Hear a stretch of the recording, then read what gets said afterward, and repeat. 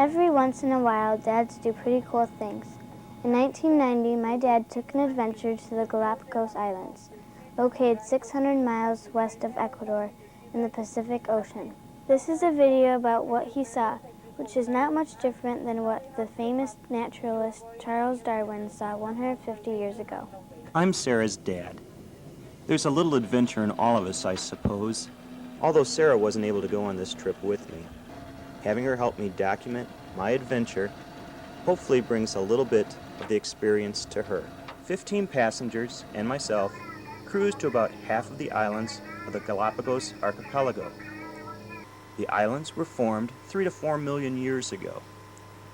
Sarah will now help pass on a little of this experience to you. The boat heads first to Kicker Rock. This is a spectacular rock that rises 500 feet out of the ocean.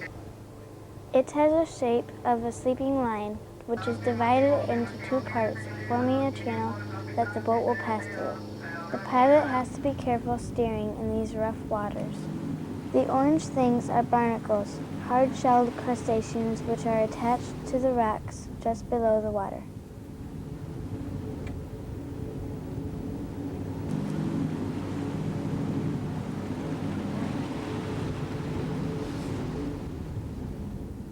All that white stuff is from the birds.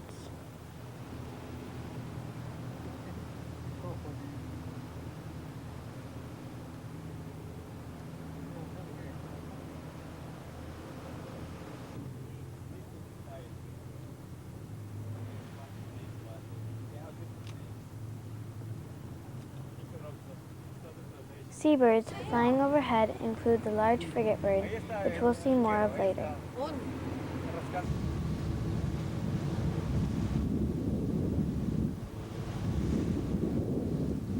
The Galapagos are a national park protecting the island's ecosystems and endangered species. The first island to visit is Hispaniola, also known as Hood Island. Humans are allowed to live in only a few villages on a couple islands. There are strict rules to follow when visiting. Only 1 boatload of people can be on an island at any time. They must stay together with the guide and not touch the animals, although the animals can touch them. Small boats take my dad's group from the yacht to tour the islands.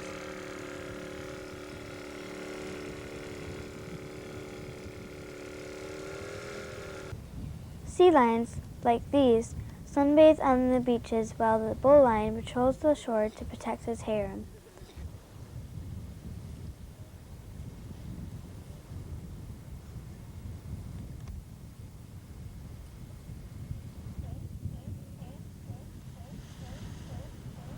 A high cliff rises up from the sea almost 220 meters, permitting some spectacular views.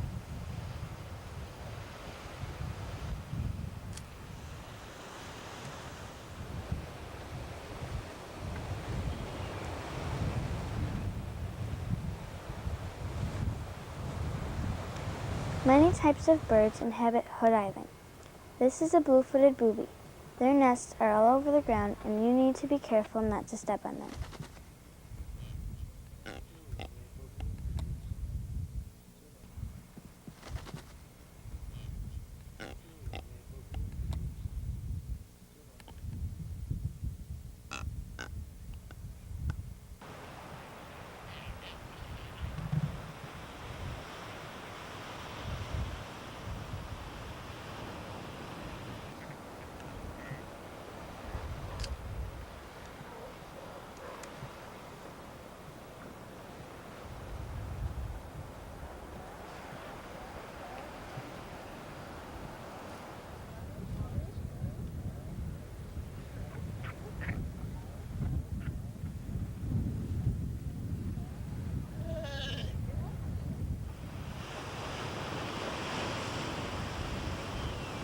This beautiful white bird with the black marking is the masked booby.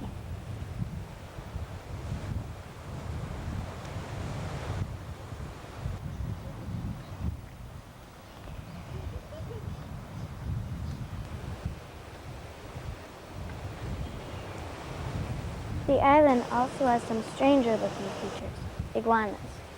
The red and green marine iguanas are found in large groups. You can usually smell them before you see them. Their skin colors blend in with the rocks they inhabit.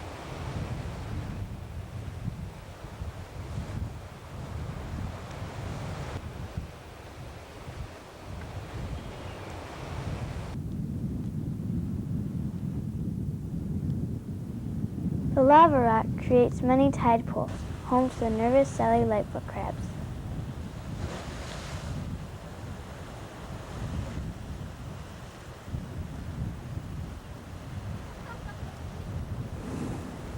The porous lava rock provides lots of hiding places for crabs and other marine life.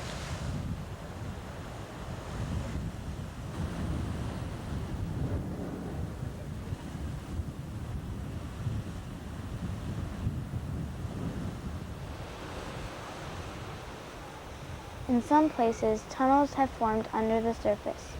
When the tides come in, the water pushes through the tunnels and is forced up through openings called blowholes.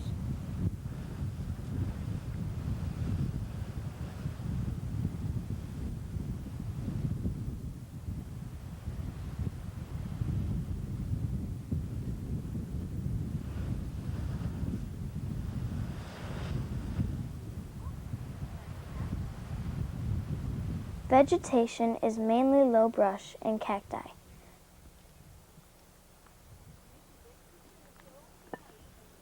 My dad's group came upon this infant albatross. Notice its newborn fluffy feathers. April to December, that is the time when at this age, when they start molting, the parents will diminish the diet.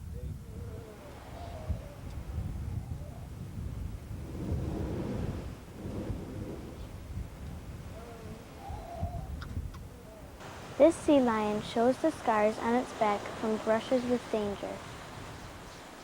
Sea lions are a favorite diet of sharks. In the wild, only the strongest survive. These skeletons are all that remain of those animals who have met their time.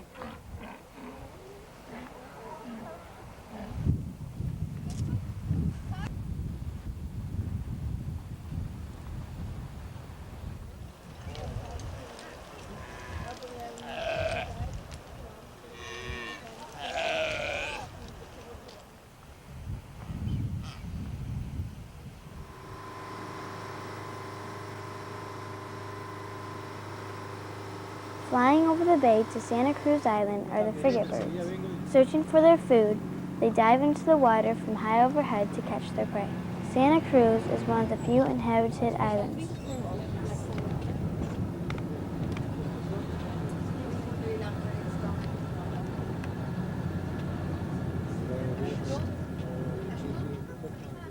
On the way, they visit a cave that was once a lava tube, pretty common on islands formed by volcanic activity. While the village on the bay is dry, the grassy highlands are often covered in a light mist or rain. Here's where we find the giant land tortoises, from which the island group gets its name. This one has several scratches because they go under the fences.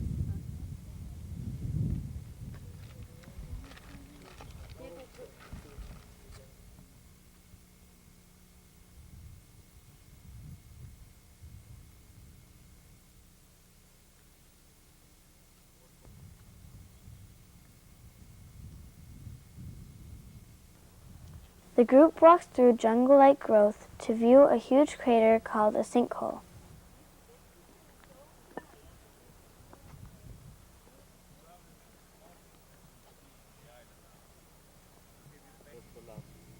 Sinkholes are caused as the porous sediments deep underground eventually disintegrate. Unable to hold the weight of the topsoil, the surface caves in to create these craters. We are, as I said, almost at the top of the island, and the vegetation that we have been passing are the Scalesia, the plants of Scalesia.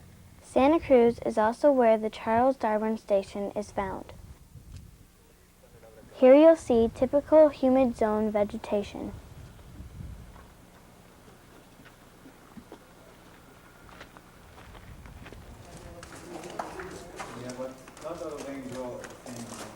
These tortoises are bred and raised in captivity. When they are old enough to defend themselves, they are released on the island.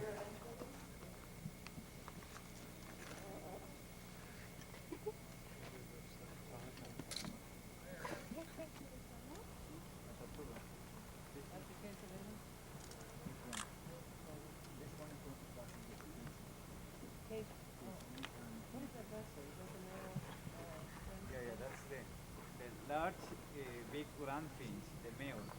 You can see a finch with a very strong beak. It's a large big grand finch.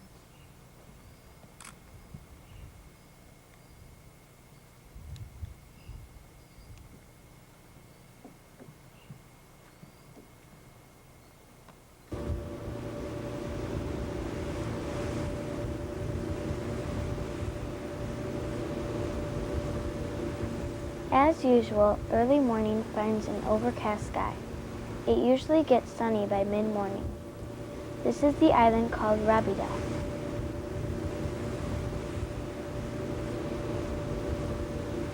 The whitish Palo Santo trees dominate the entire area. The distinctive reddish beach is formed by shells and lava rocks. Nearby cliffs serve as nesting sites for several rare species of finches, flycatchers, and pelicans.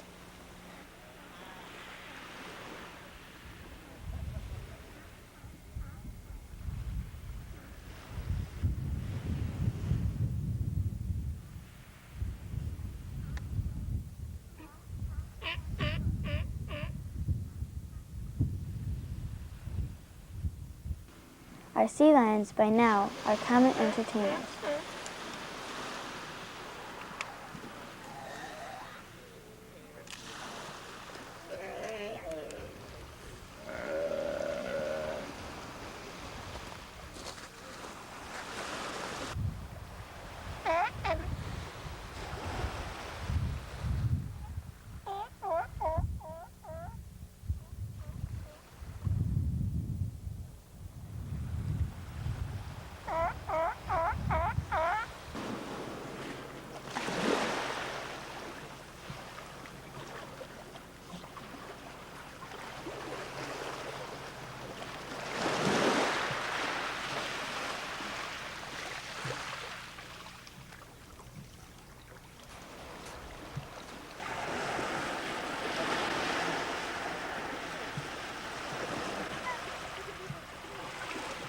You see any fish? Oh yeah. Yeah. This afternoon will be good too. It depends on the wind. If it's too windy, it's not good. This was great. Saltwater lagoons attract the beautiful flamingos. Flamingos turn pink because of the hardshell sea life they eat.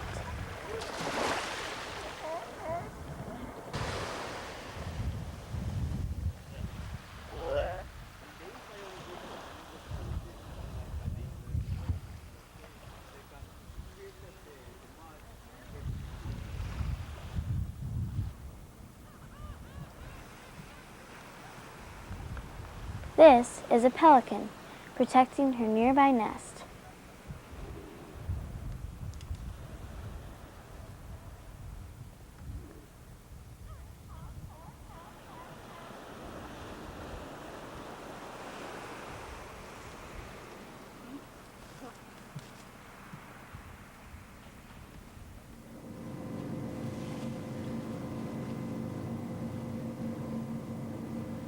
An eroded pinnacle rock dominates the landscape of Bartolome Island. Lack of nutrients and lack of water. And going near the top, you see a different plant.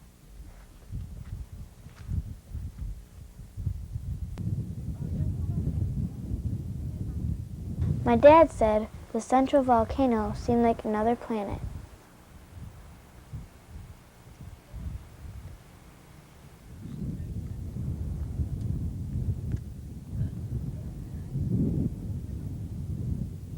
This lava flow was caused by an eruption in 1897.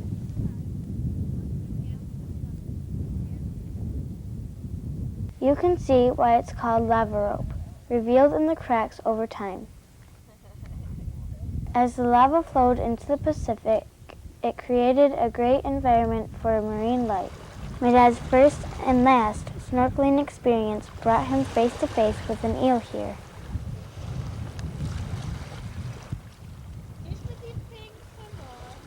Small boats called pangas are used to explore the cliffs bordering the rough waters. This is where we find the Galapagos penguins.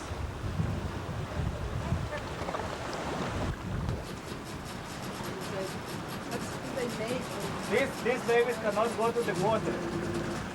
They have to wait here for the parents. How old are they before they go?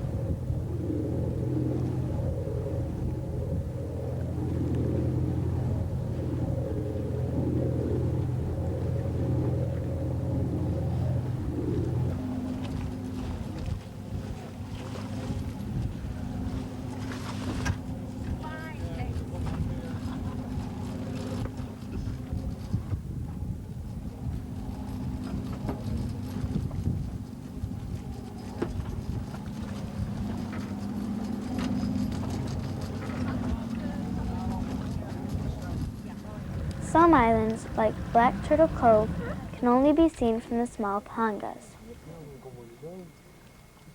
A popular site for green sea turtles during breeding season. Turtles mate in the shallow waters. The sea turtles lay many eggs in dry sand. Of those that hatch, only a small number avoid being eaten by other animals. They immediately head out to the ocean to begin their lives at sea. The male holds the female turtle underwater while mating. This low-lying island is a deep maze of tranquil seawater. The mangrove area also serves as a feeding ground to the white-tipped reef sharks.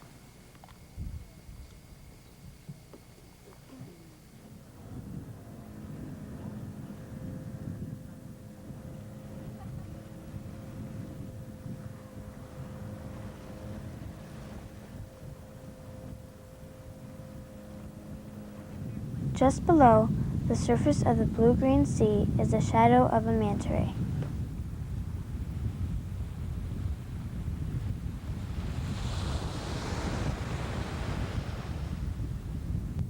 The winds blow over the white sand beaches.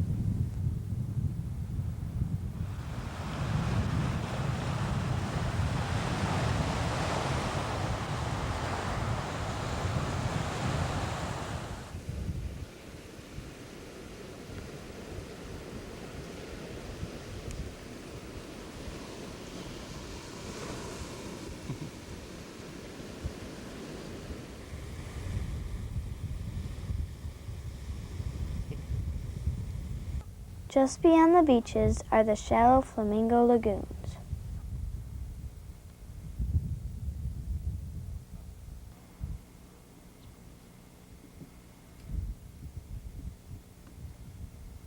Beautiful cacti seem so out of place, but they flourish in the dry climate here.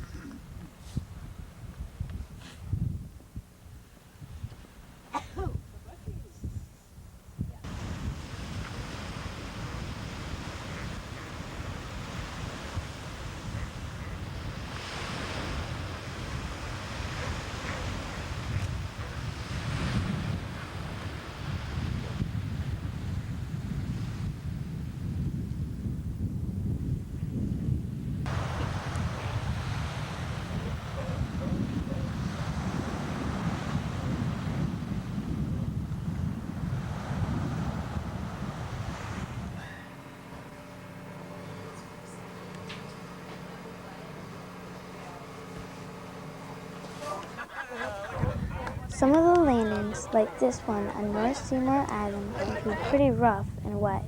Seymour is a low, flat island formed as a result of the uplift of a submarine lava formation. The result is steep cliff sides. This island has tall prickly pear cactus, unique land iguana, more sea lion, and seabirds who use the protective cliffs for their nest sites.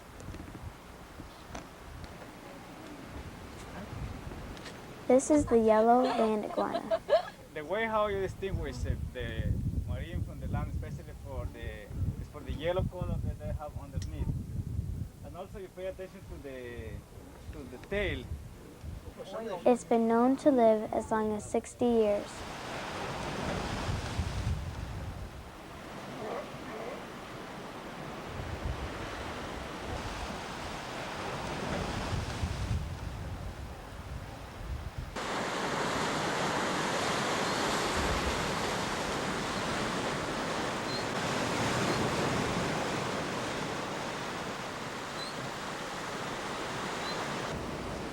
Marine iguana, like this one, eat seaweeds and can submerge for more than an hour at a time.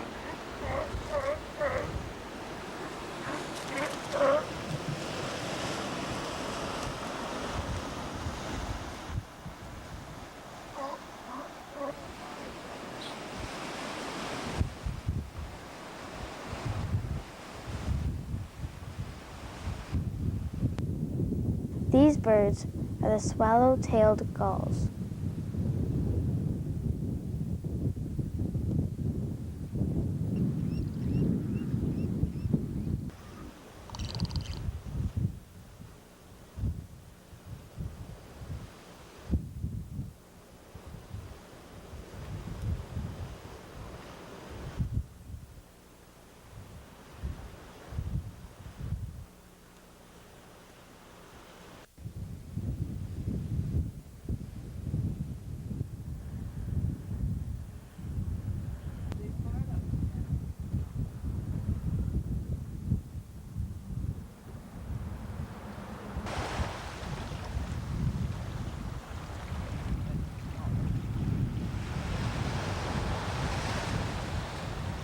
Santiago was once a popular place for pirates and whalers.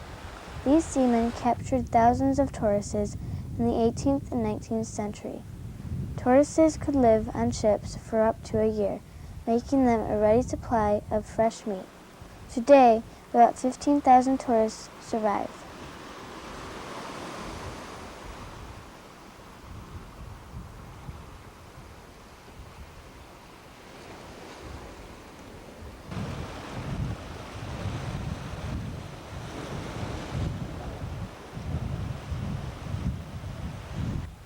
My dad, like many others, was drawn to the Galapagos to experience an environment not found anywhere else on Earth, a place where time really does stand still.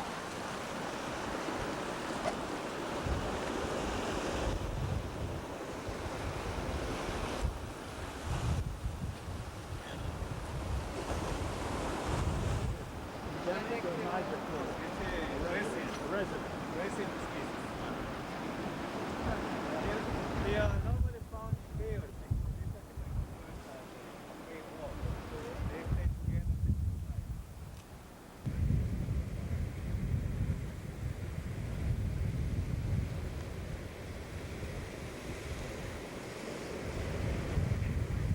The unique landscape and animal life often bear the name of the man who brought attention to the Galapagos Islands. Here's one of the several species of Darwin finches. Here's a geographic attraction nicknamed Darwin's Toilet.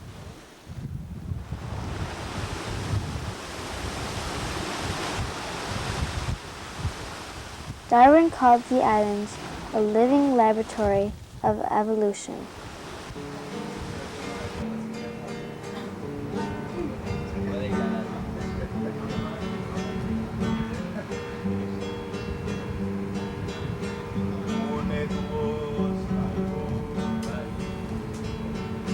Para gritar que triunfamos.